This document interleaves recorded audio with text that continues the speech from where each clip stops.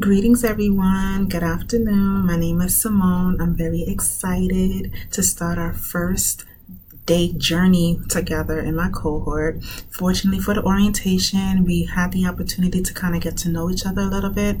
Thankfully, we're getting to know some people through our Facebook group page, and I'm just extremely excited, and I hope everyone is sharing the same sentiments, and I really hope that we all start and end together. That being said, my name is Simone P. Flowers. P stands for Patrice. I was born in Passaic, raised by Jamaican parents in the state of New Jersey. Currently residing in New Jersey. I was living in Pennsylvania for about 5 years and decided to come back because once a Jersey girl, always a Jersey girl. Basically, I'm very reserved. I'm an introvert. I enjoy serving others. I enjoy supporting people. I'm very passionate about helping and assisting people achieve their goals. So I'm just a person who's very laid back, was raised by strict, loving, caring parents, and a lot of the characteristics that I have now is due to my upbringing. Having a very full, supported family style orientation, and just having the opportunity and the chances of being a part of a large family to help you to understand different personalities. However, at the end of the day, we were always supportive about our journeys, our goals, our tasks, and I'm very, very, very fortunate for that. And because of that, I do my best to pass that type of support on to another. So that's a brief summary about me, Simone Patrice Flowers. My next slide. Now, this is my desk. As you can see, my favorite color is purple. Purple represents royalty, regalness, and for me, it's very calming. I love any shade of purple. I love purple accessories mostly. And, a lot of times we're at our desk, we're at our job for a long period of time, so you kind of want to make it homely. And for me, when I come to work, I enjoy what I do. However, you have your own space, and your space should be a reflection of who you are. And when my students stop by, they see that, and it's a warm feeling that they've shared their sentiments. So I'm currently the program associate in the Office of the Dean of Students. I provide crisis intervention and case support for sensitive student situations. I also serve as an apprentice of the Title IX investigator, student conduct advisor on disciplinary matters, which we do get a few, and as well as educate the campus community on bystander intervention, Title IX, self-care, and as well as leadership. I actually just did a presentation yesterday talking about the evolution of the first-year student and how important it is to be self-aware, self-transparent, open with yourself, because if we don't refuel and if we don't feedback what we give out to others, we're no better to assist another. And we can't easily point fingers at others, and especially our students, and tell them, well, you should do this and you should do that, if we're not applying those same type of sentiments towards ourselves. So I'm very, very adamant about being aware of yourself and who you are, because it's extremely important, because our students will see your authenticity that way. In addition, I do work with a crisis assessment response and education team, or we call it CARE. Montclair State University is really, really a big fan of acronyms, so we call it CARE, and it stands for what I just mentioned. Also, we deal with students who have different problems, especially when it comes to academic, when it comes to food insecurity, homelessness.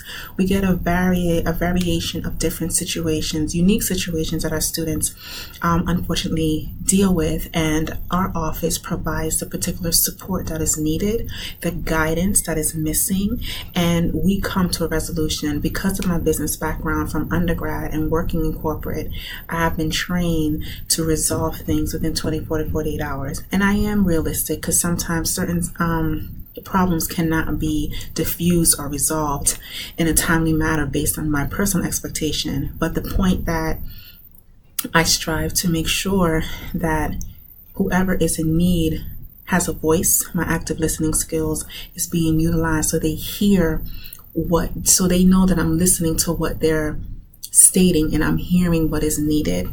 I apply all of my characteristics, all of my skill sets in whatever position or role that I'm doing within this field of higher ed.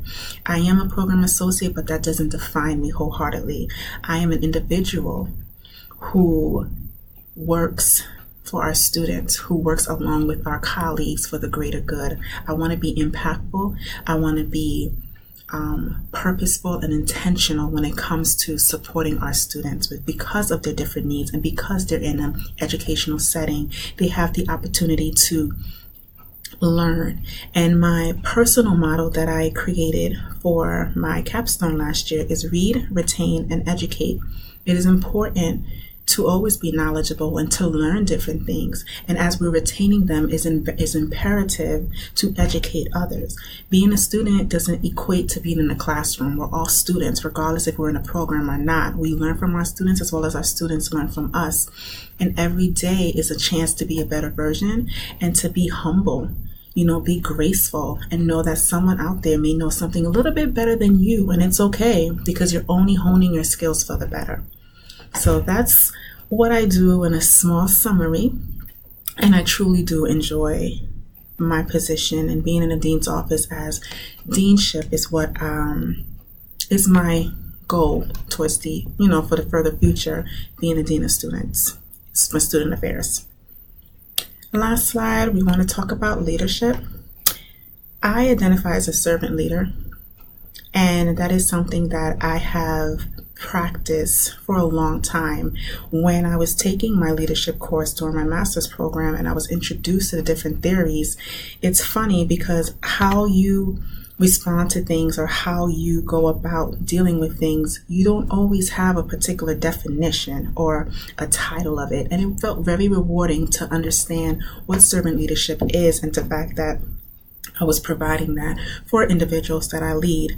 In order to lead people, you have to be mindful of your emotional intelligence. You have to be mindful of your tone, how you execute, how you take information, how you take criticism. Learning styles are different.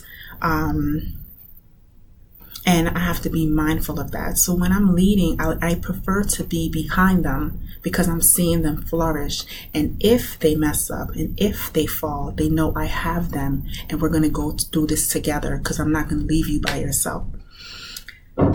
Based on the different theories that were talked about in chapter 3, and there were a lot, and it was good to kind of read about the different ones.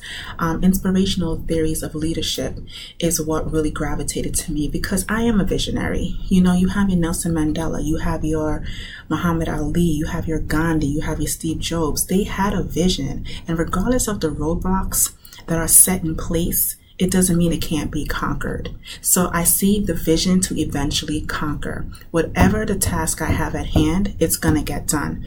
And the roadblocks are lessons in disguise to help me understand what I don't know and to gain the knowledge and lessons so I can continue to move further.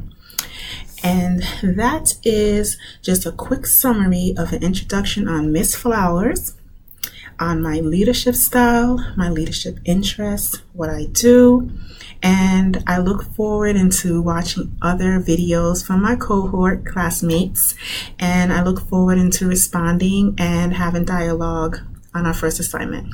Have a great day, everyone, and many blessings.